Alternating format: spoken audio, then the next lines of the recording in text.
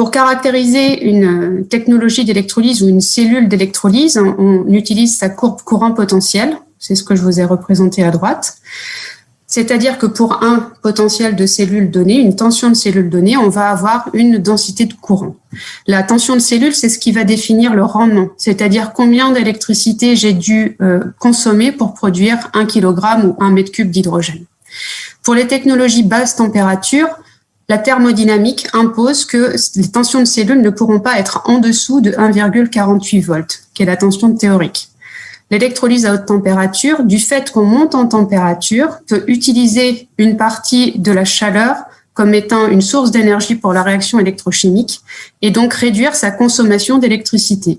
C'est pour ça qu'en électrolyse à haute température, on travaille avec des tensions de cellules qui sont généralement autour de 1,3 volts. Donc, un meilleur rendement de conversion de l'électricité en hydrogène. L'autre paramètre important, c'est la densité de courant. Combien de quantité d'hydrogène je vais produire par mètre carré de cellule. Plus cette densité de courant est élevée, plus je produis d'hydrogène par cellule. Et donc, ce qui me permet d'améliorer d'une part les CAPEX, moins de surface de cellules pour produire autant d'hydrogène, mais également d'avoir des systèmes plus compacts. C'est notamment l'avantage proposé par le PEM avec des densités de courant plus importantes que sur les autres technologies.